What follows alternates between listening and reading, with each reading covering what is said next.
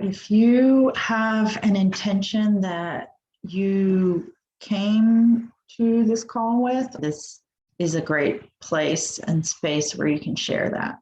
Trying to figure out, I guess, some blocks that I have that are stopping me from continuing and actually going forward with what I know I want to do. Yeah, as soon as you said that, I feel this extreme heaviness in my heart.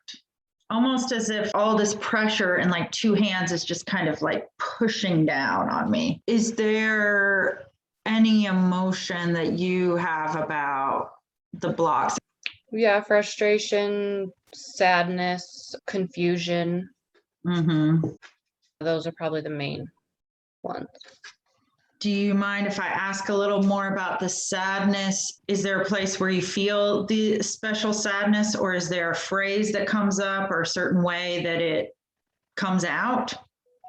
No, like I feel it behind my eyes, if that matters. I don't know about like how it comes out or anything though.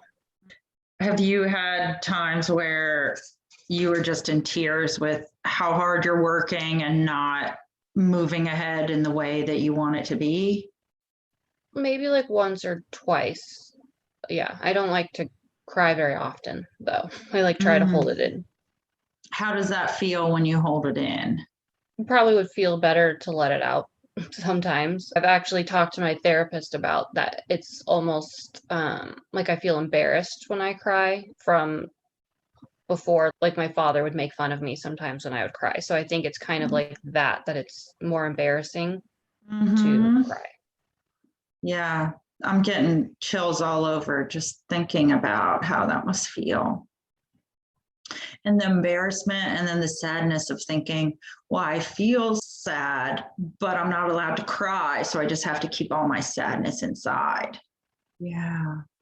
Have you ever, I don't know if with your therapist or in other ways, done anything to go talk to this younger you who, when your dad made fun of her for crying, and connect with her in any way? I have, like when I told you I went on that little retreat for myself, I wrote myself a note and yeah, like a letter to myself to say that it's okay. Yeah, how I felt then and how I feel now, like it's okay and things like that. So yes. Yeah. Do you feel that was enough of a release? Do you notice a big difference from when you did the retreat to now? Not a big difference, no. I think there definitely is a difference, and I'm on antidepressants now too, which definitely is helping. Oh, that's good. Yeah. Yeah. Well, if you cry today, it's totally fine. I am okay with you crying or not crying. And sometimes I cry when I'm connecting with someone who's going through something, because I cry very easily, actually. Okay. Sometimes I like it because even though these beliefs we have about it, it does tend to feel better, I find, after I cry, even if the situation's not any different. Right. Do you have other things besides your work and the business that make you sad right now?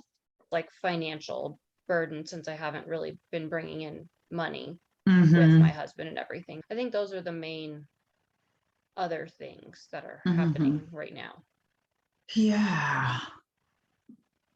I definitely can hear all that. I have a thought about, I know you wrote this letter to your younger self. And on the one hand, I'm also wondering, when I've done a similar thing, I did it a number of days in a row until I felt like, even if some days I was writing the same thing almost as the last day, and some days it was entirely different, because sometimes one time is enough and then maybe a little bit more can come out in that way.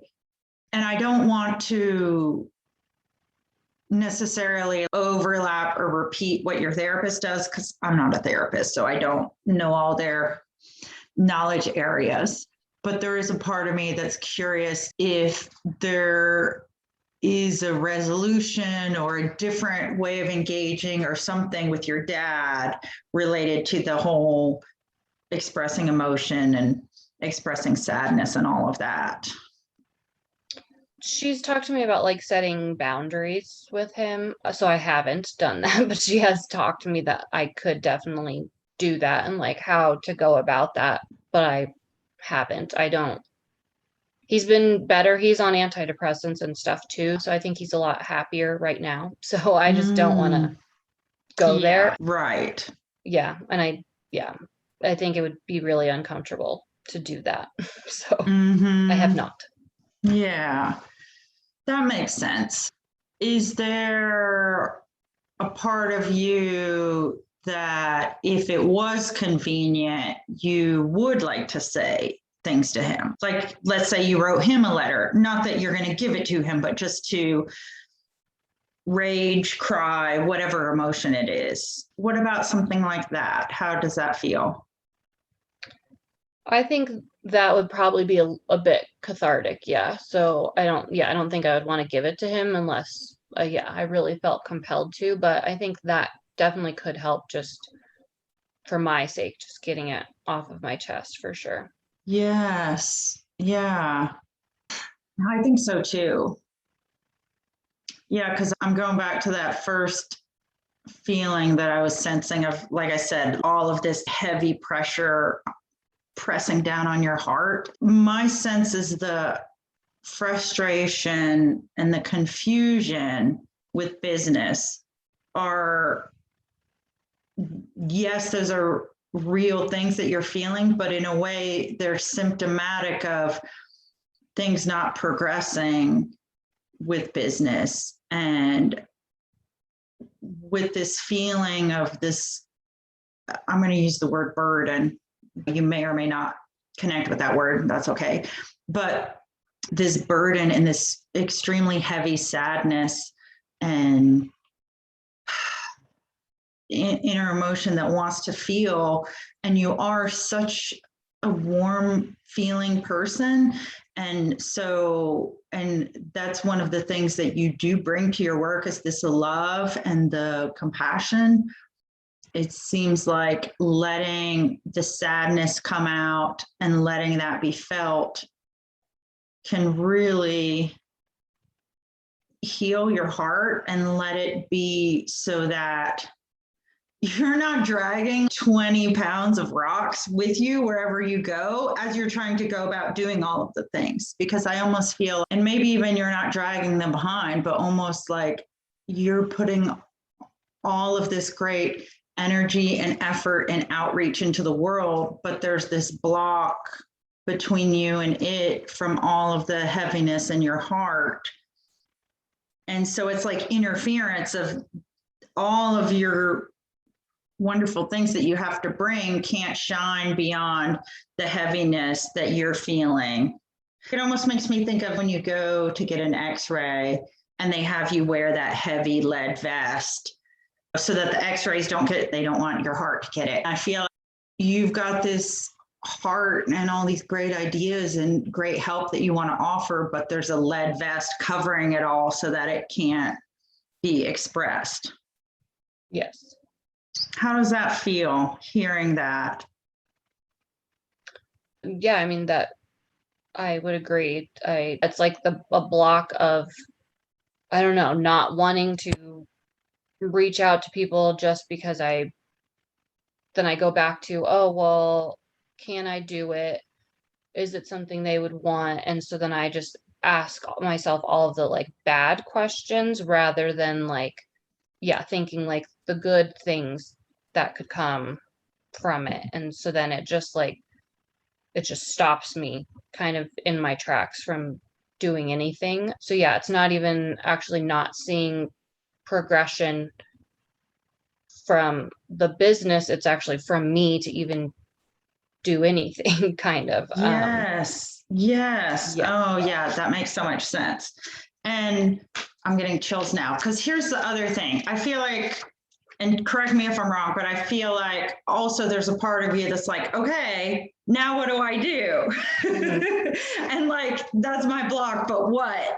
Like Right. how? So I'm going to write and come up with a preliminary plan, and then we can see that.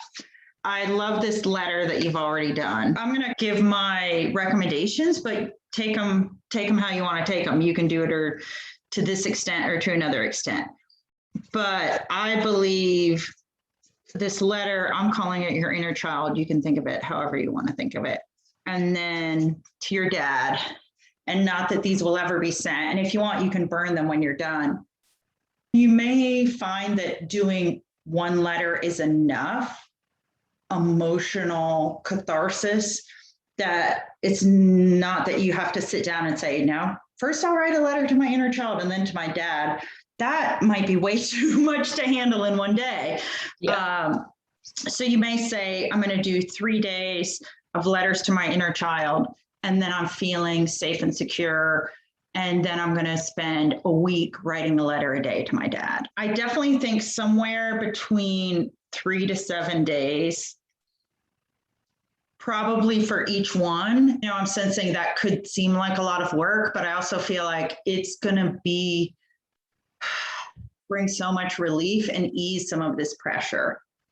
And when I'm doing things of this nature, I usually try and do it when no one else is at home, just because that feels easier for me to cry while I'm writing the letter or whatever. Or sometimes I'm cuddled up on the couch with a blanket. If there's a little bit of hesitancy going into it, feel free to set up your environment to make it as comfortable as possible. Mm-hmm. So that's the first thing. And then the next part of what I think is incredibly helpful is having some new questions or statements, affirmations that you can say to yourself, so that as this is shifting, you don't fall into these repeated traps that are going through your head that are of a negative nature. Mm-hmm. And one of the nice things about questions is the brain loves to find answers to things. And if it can't find the answer, it's actually going to obsess about it more. And in this case, if we can frame a good question, and I say good meaning a question that's going to have your brain looking for something positive, it's going to help break this pattern of, I can't do it, they're not going to like it, there's not much point in reaching out and all of that.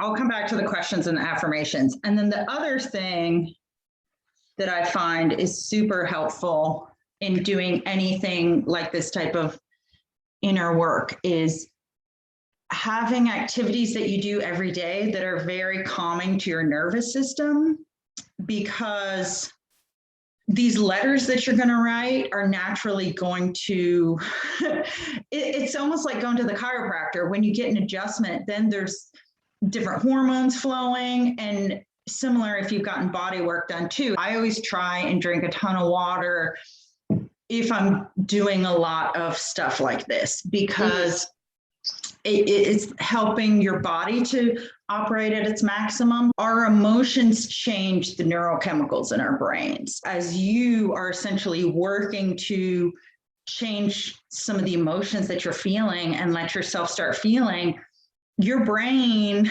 it's habitual. It wants to either go back to how it was or keep on releasing these hormones that are about stress, sadness, or heaviness, or the spinning around and not getting anywhere, negative self-talk. Also, the antidepressant should help with this too. That's another nice thing that you're doing.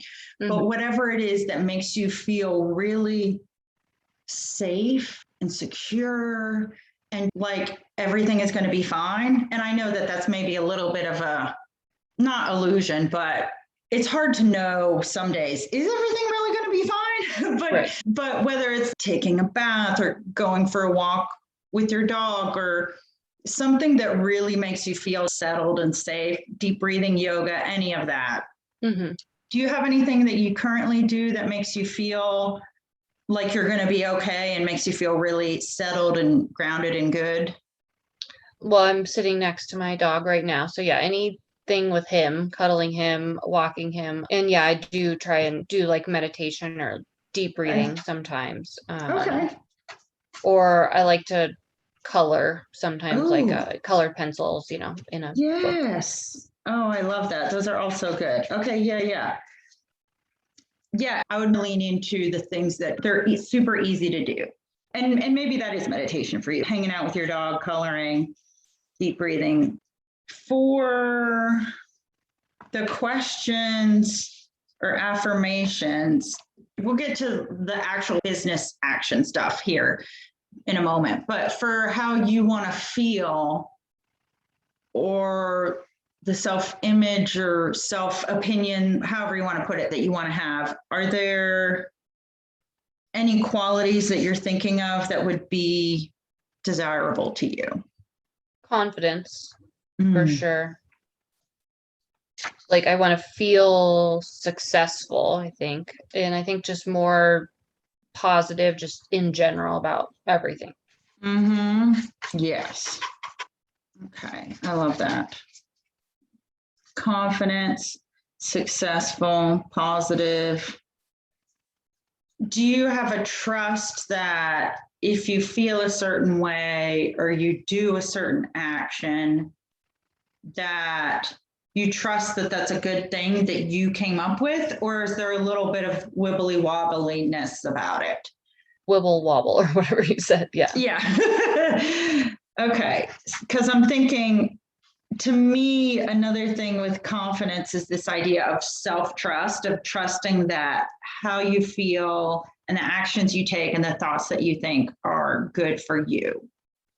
For example, you going on this retreat that you took, that's really affirming and confirming, you had a need, you acted on it. You have a therapist, you're taking antidepressants, you're going to the chiropractor, you're talking with me. Already, I feel you're laying down all of these bricks in a foundation of what you're building that says, I'm important, my emotions are valid, my needs matter, I'm safe, caring for me is a valuable thing. All of these actions, that's the implicit belief behind them, is you are committed to those things.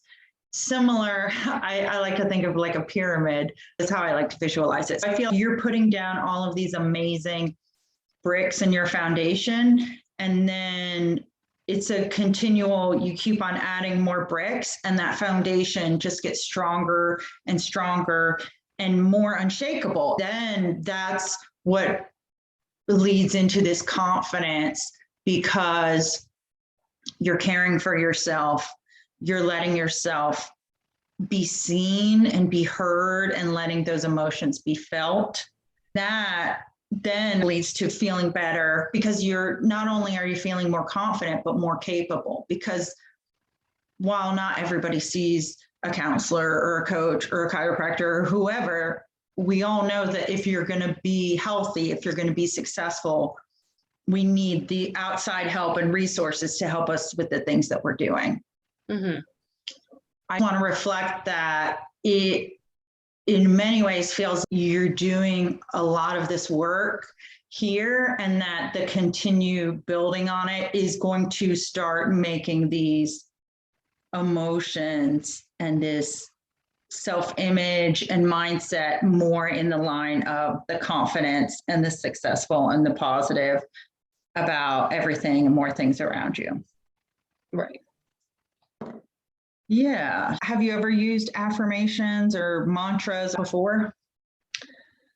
I've watched Carrie's videos when she talks about them, and so I have tried, but I feel like you can say as many things as you want, but if you don't truly believe them, then it's kind of a waste of time. I think that's what has happened before. So I need to like start with, I think, just one that I really feel like I could believe or do believe, and then step it up from there. So yeah, I've tried, but I just don't think that they like fully settle in because I don't fully believe them.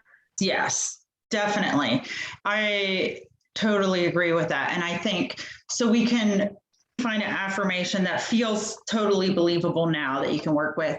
And also questions can help you because, like I said, the brain can just look for an answer. I'm going to brainstorm some questions and we'll see what we can come up with that's good, that feels fitting. So something like, what would it look like if I was feeling confident today? That's one example.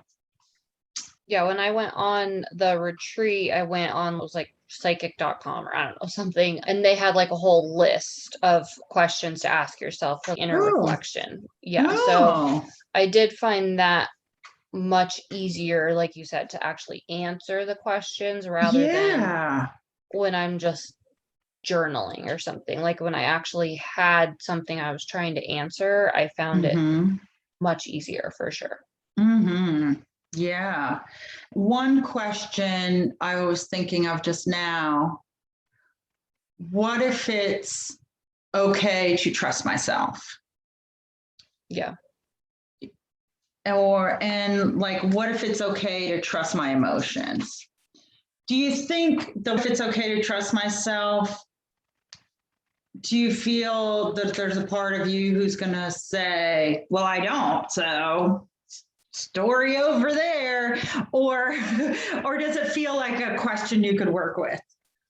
I feel like I could work with it. Yeah, I definitely want to trust myself. So yeah, I think it would be a good one to think about for sure. Okay. And I'm going to keep on thinking here for a moment. Yeah, and I'm put this one down too. What if I allow myself to feel all my emotions? I feel like because I'm saying that, there's a part of me that senses that might be a really big, that you might work up to that question. Because I don't know if that is too much like, oh, I'm not ready to feel all the emotions yet. Yeah. I'm getting chills as I'm writing this. So, and when I get chills, something's going on. I definitely think it's a powerful question. How could I trust myself? How could I be okay with who I am, all the ways that I am? Yeah, framing it like that might be easier too. Can I? Yeah. Yes, because then you won't go into what if, never gonna happen. Okay, how could I feel more confident? How could I be more confident? How could I be more loving to myself? I want to go back for a second to this confidence and feeling successful and feeling positive. When you think about those emotions, how do you feel when you think about that? When you think about success, let's say, like you being successful. I think it makes me feel like excited, but also like nervous and anxious. Like, yeah, I really want to feel like that, but once I am there, like, how will I really feel? Like, am I going to be really stressed or I don't know. So yeah, I always feel like conflicting emotions usually when I think about those things. Yes, that makes sense. And how about, do you feel conflicted about the confidence, or is that more of a direct, you just feel that confident feeling when you picture it?